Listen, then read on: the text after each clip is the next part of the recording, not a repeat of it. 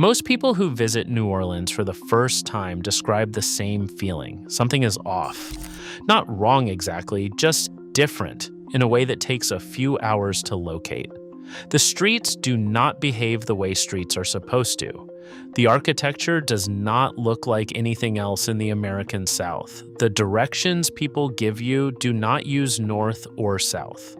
The neighborhoods feel like they were built for someone else, by someone else, a long time ago, and the city has been using them ever since without bothering to update the paperwork. That feeling is not imagination, it is history. Specifically, it is 85 years of European colonial history that was already set in stone before the United States had any say in the matter. Start with the French Quarter, because the French Quarter is the whole city in miniature. It is not French. The original French colonial buildings burned down twice, in 1788 and again in 1794, and what was rebuilt afterward was done under Spanish rule, using Spanish fire codes by French Creole residents who had simply stayed when the empire changed hands. The architecture you see today, the wrought iron balconies, the interior courtyards, the brick and stucco facades, is Spanish colonial construction. The neighborhood kept the French name anyway. Nobody updated the brochures. Every layer of New Orleans works this way, slightly misnamed, slightly misunderstood, sitting directly on top of something older that most people never think to look for. The above-ground cemeteries are not above ground because the water table would float the coffins. That is a myth the tour guides tell and the historians correct. They're above ground because the French, the Spanish, and the Italians who built this city buried their dead in tombs as a matter of Catholic tradition and social status. And the Protestant section in the back of St. Louis Cemetery No. 1 is, in fact, buried in the ground. You can check. The street tiles embedded in the sidewalks translate the same name through 3 languages, French to Spanish to English, because the streets changed empires and someone thought it would be useful to track that in ceramic. And lastly, Canal Street was never a canal. It was named for one that was planned, debated, partially funded, and then never built, which makes it the most New Orleans thing imaginable. A grand infrastructure project that exists entirely in the name of the street where it was supposed to go. The west bank of the river, for what it is worth, is to the east of you when you stand at the end of Canal Street. The river turned, the name did not. New Orleans was founded by the French in 1718, ceded to Spain in 1763, returned to France in 1802, sold to the United States on December 20th, 1803, as part of the Louisiana Purchase. When American administrators arrived, New Orleans was already 85 years old, already the 9th largest city in the country, and already operating on a set of architectural, legal, and cultural assumptions that had nothing to do with anything the new owners had planned. The Americans did not design this city. They bought it fully furnished and have been trying to figure out what to do with it ever since. A good way to understand how deep this goes is to look at the map. Pull up a map of New Orleans, and the first thing you notice is that something is wrong with the streets. They do not form a cardinal grid. They do not align to north, south, east, or west. They fan out from the river in wedge shapes, wider at the water and narrower as they push toward the lake. And if you try to navigate using a compass, you will rapidly become confused in ways that feel personal. The grid of the French Quarter runs 37 degrees off true north. This was not an accident or a planning failure. In 1721, French engineer Adrien de Pouger laid out the original city grid and oriented it to the sharpest bend in the Mississippi River, because the river was the entire reason the city existed, and aligning the streets to it made more sense than aligning them to a compass that the river did not care about. The street grid has run 37 degrees off north for over 300 years. Nobody has fixed it because there is nothing to fix. That is just how the city is oriented. This is why New Orleanians do not use north, south, east, or west. They use riverside, meaning toward the river, and lakeside, meaning toward Lake Pontchartrain. They use upriver and downriver. These are the 4 directions in New Orleans, and they work perfectly well as long as you know where the river is, which everyone who lives there does, because the river is enormous and impossible to miss. Tourists find this confusing. Locals find the idea of using a compass in a city built around a river bend not just unhelpful, but slightly strange, like insisting on a sundial in a room with a clock on the wall. The wedge shapes are not just a curiosity on the map. They have a specific origin. When the city began expanding beyond the original French Quarter in the early 19th century, the land it absorbed was plantation land, and the plantation boundaries, which ran perpendicular to the river from the waterfront to the cypress swamp at the back, became the streets and avenues as the land was subdivided. The wedge-shaped neighborhoods of Uptown and the Garden District were property lines. The urban form of New Orleans is a direct physical inheritance of the slave plantation economy that preceded it. Not as a metaphor, as geometry. Which brings us to what happened when the Americans actually arrived. When the United States took formal ownership of New Orleans in December 1803, the city had about 8,000 people and was already operating as a world-class port. By the 1830s, it would edge out New York City as the busiest export center in the United States. And by the 1840 census, it ranked as the 3rd largest city in the country. All of that growth happened on top of a city that had been built by someone else, under different rules, for different purposes, and that the new American residents had to negotiate with rather than replace. The negotiation was physical. Canal Street, exceptionally wide even by the standards of a city that likes its boulevards, was the dividing line. On one side was the French Quarter, the original Creole city, French-speaking, Catholic, racially complex in ways that reflected colonial Louisiana rather than American plantation norms. On the other side was the American sector, today the Central Business District, English-speaking, Protestant, commercially aggressive, and distinctly uncomfortable with the social arrangements it had purchased along with the land. The wide median between the two sides, too wide to belong to either neighborhood, became known as neutral ground, the space neither side owned but both used.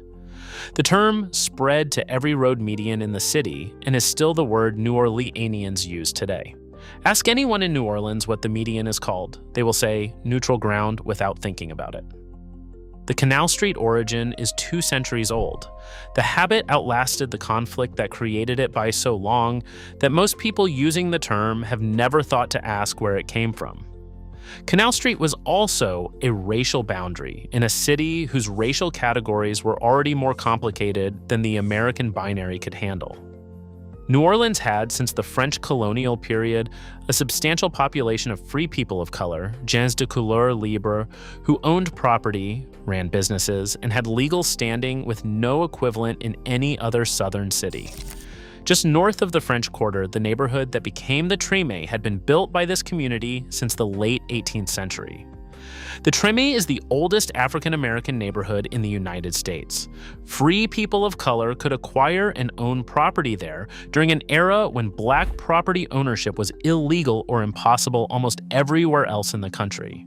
Congo Square, at the Treme's center, was where enslaved Africans were permitted to gather on Sundays to play music and trade, one of the foundational conditions for the emergence of jazz. What happened to the Treme later is the part the city would prefer to discuss less. And then, inevitably, Robert Moses showed up. In 1946, the Louisiana Highway Department hired Robert Moses as a consultant. If you have spent any time studying American urban design, you already know what happens next. Moses was the New York planning czar who had spent decades building expressways through whichever neighborhoods were least able to stop him, and his New Orleans blueprint called for a riverfront expressway, an elevated 6-lane highway, 40 feet high and 108 feet wide, running between the French Quarter and the Mississippi River. The plan would have separated Jackson Square and the St. Louis Cathedral from their frontage on the river. It would have run a highway where tourists now take photographs of one of the most intact 18th century urban waterfronts in the country. Preservationists who had been organizing since the early 1950s, the Catholic Church, and the business community that depended on tourism all opposed it. On July 1st, 1969, the Federal Secretary of Transportation canceled the project, making it the first interstate segment ever canceled in the United States for preservation reasons. The French Quarter was saved. Here is the part of this story that most people get wrong. The common version is that after the French Quarter fight was won, the highway was redirected to the Trim as a kind of consolation prize for the highway lobby. One neighborhood traded for another. That is not what happened. The Interstate 10 Claiborne overpass was already under construction while the French Quarter battle was still being fought. It opened in 1968, a full year before the French Quarter route was officially canceled in 1969. These were not sequential decisions. They were parallel parts of the same Moses-era highway plan, moving at the same time, with entirely different levels of political resistance attached to them. The French Quarter had wealthy white advocates, the National Historic Preservation Act, and international press attention. The Trum had a community of black residents who had been building the oldest African-American neighborhood in the country for 150 years, and the political infrastructure to stop a federal highway project simply did not exist for them in 1968 the way it existed for the French Quarter. The city was not choosing between the two neighborhoods. It was just failing to fight equally hard for both of them simultaneously. Before the highway, North Claiborne Avenue was a tree-lined boulevard known as the Black Main Street of New Orleans, a gathering place for second lines every Sunday, small businesses thriving under a canopy of live oaks. When the interstate went up, 500 homes were cleared and the live oaks were removed. Locals now call the overpass the Monster. The French Quarter is a national historic landmark. The Trim is still trying to recover. The city saved its tourist district and sacrificed its oldest black neighborhood to do it, and both of those facts sit right next to each other on the same map. Not everything about how New Orleans was built is a story of loss. Some of it is just stubbornly, inexplicably intact. Just south of the French Quarter, past the Central Business District, is the Magazine Street Corridor, 4.5 miles of continuously mixed-use, walkable commercial street running through the streetcar suburbs that grew outward from the original city in the 19th century. Coffee shops, hardware stores, restaurants, and boutiques operate in buildings from the mid to late 1800s, maintained by character preservation overlays that have kept strip malls and surface parking out of it for the most part. The street took its name from a colonial-era ammunition magazine, or possibly from the Spanish word for warehouse, depending on which historian you ask, which is very on brand for New Orleans. The St. Charles streetcar line has been running since 1835. That is not a typo. It is the oldest continuously operating streetcar line in the world, and it is not running as a museum piece, though tourists ride it constantly because it is cheap and goes everywhere useful. It is functional transit through the Garden District, Uptown, and Carrollton, serving neighborhoods built for it in the 19th century that have never stopped needing it. The Shotgun House, which you will see everywhere in New Orleans and nowhere else quite like this, came from West Africa via Haiti, a narrow single-room wide building type that spread from New Orleans across the American South and became one of the most widely built residential forms in the country. New Orleans exported it everywhere and still has more of them per block than anywhere else. The thing urban planners in American cities are currently spending enormous amounts of money trying to build, the walkable mixed-use corridor, the transit-oriented neighborhood, the human-scale street with active ground floors, New Orleans, built in the 1840s because the colonial planning tradition it inherited assumed all of those things rather than designing toward them. The city was not trying to be walkable. It was built before anyone had decided that not being walkable was an option, which makes what comes next harder to say, but necessary. New Orleans is, as of 2026, one of the fastest shrinking cities in the United States. Its population has never fully recovered from Hurricane Katrina, which flooded roughly 80% of the city in 2005 and killed approximately 1,800 people. The crime rate is among the highest in the country. The infrastructure is failing. The city has real, serious problems that are not resolved by pointing at the architecture.